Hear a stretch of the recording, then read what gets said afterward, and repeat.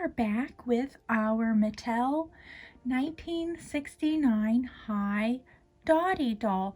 Now, if you didn't get to see her beforehand, I'll put the link in the description so you can see part 1.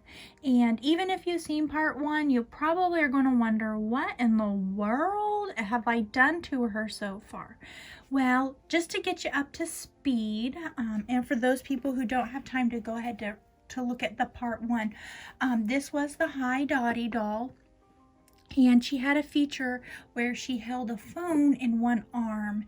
The arm was hard plastic like her body, which did not match in color to her legs, her other arm, or her face. And because she was non-operational, she wasn't going to be able to talk or work anymore.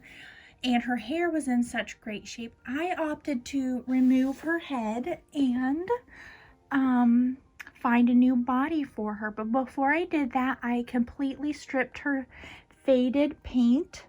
It was faded and chipped away, scuffed away, I should probably say, and I've repainted it completely. This is such a sweet face. Mattel faces in general are, in my opinion. And she had such great hair still. It did smell like cigarette smoke, but that was completely eradicated. So she is got this bouncy, curly, shiny hair again. And I just thought, you know what? She's still got a lot of joy to still give and smiles to bring. So I was really brainstorming and researching online to see what it was that I could do. I even went searching through my supplies and found one of these. It's kind of got glue and some cardboard on one side, but that's because it was inside a roll of a heavier weight ribbon, and I thought that I could use that as a flange for her to put her on a cloth body.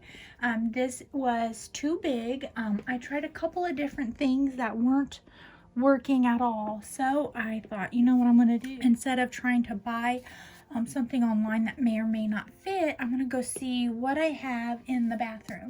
And I had this plastic bottle. It's like a hair care product that fit exactly, and it's actually kind of long, so a lot of it is inside and it fits really snugly. Like, I had to really force it on there, and I've opted to not glue, and that is because I'm not exactly sure of the body that I got for her, which I'll go into in a minute. So I'm not going to glue this. Now, if you go to find something to do this to a similar doll, just keep in mind if it's loose, you're going to probably want to glue it. And what I've done is just really worked that in there, and then I've taken a zip tie, and that is I got the really long ones because I'd rather just to get one of these out, and it's kind of the bigger one, and I put it around here like really tight. The thinking here is, and I know you guys have seen dolls like this that have the little flange and then a tube that goes into the body to kind of keep it up, keep the head from flopping in the body. So that is that.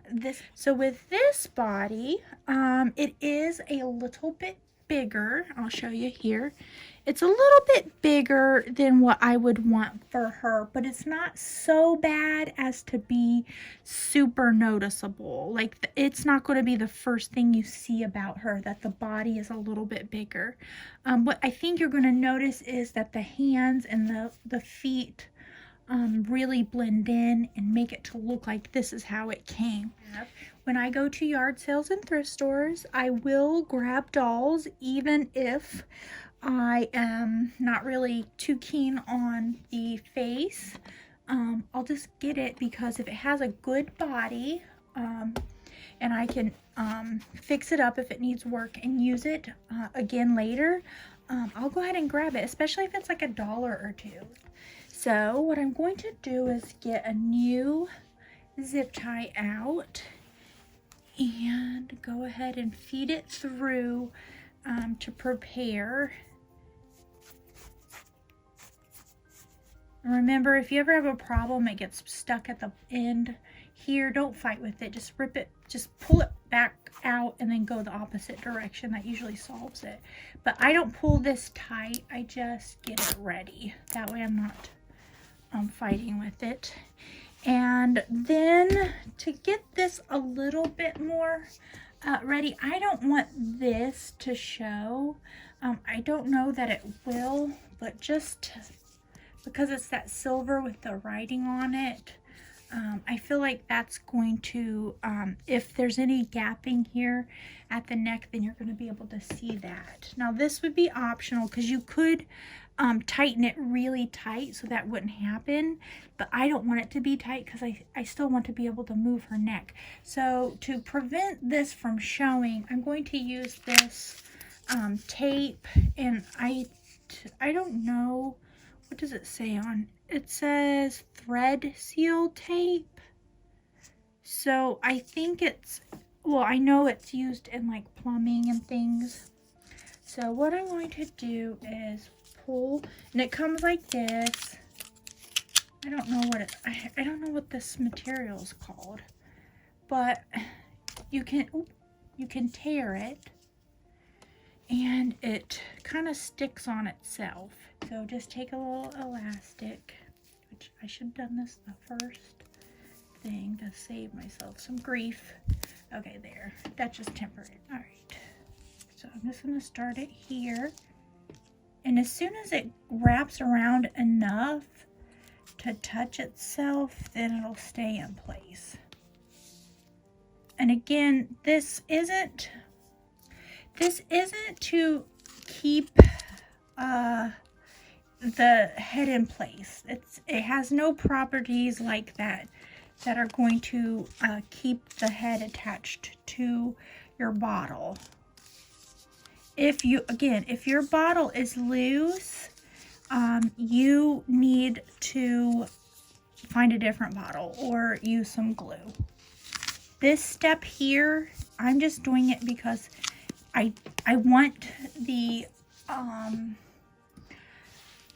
zip tie around the neck loose enough to pose her, so it might show the bottle a little bit. This way it's cleaned up, it's tidy looking, and as you can see, it does stick. Like I said, it sticks to itself. So this isn't to glue it to the bottle. This is just to cover that up so it doesn't show. Now, like I said, I put in extra stuffing, but I want to make a small little cavity to put that in. And now we will start to tighten up this.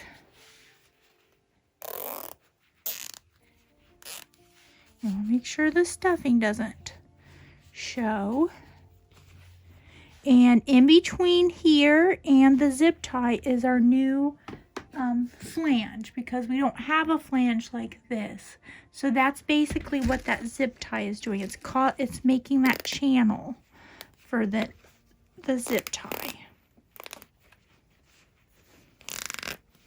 And then you can make it as tight as you want, but like I said, I want it to be able to move. And now if it goes backwards a little bit, then look, you're not seeing that silver plastic bottle.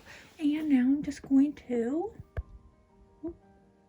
zoom back out, and I don't have my fingernail clippers by me, but I'm using these ones that kind of go pretty close to the plastic. Now if this is for a little kid, you definitely want to use the nail clippers. That way you can get totally up close to that, so there's no jagged edges. And then for extra measure, make that cover over the end there.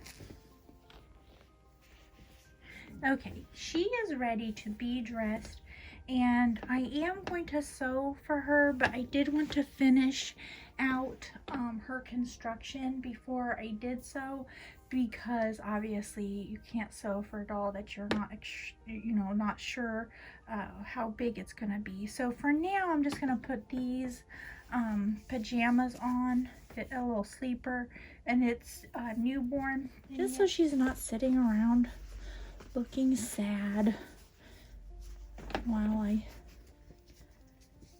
figure out what outfit I'd like her to have.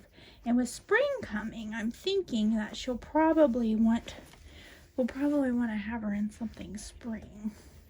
But for now, this is perfectly fine. And you guys can get to see her, the transformation from start to finish. And it's just, this is all just for fun, guys. There's no right or wrong on this. When you're saving a doll from the trash, I mean, you save it and clean it up, and it's going to bring somebody joy.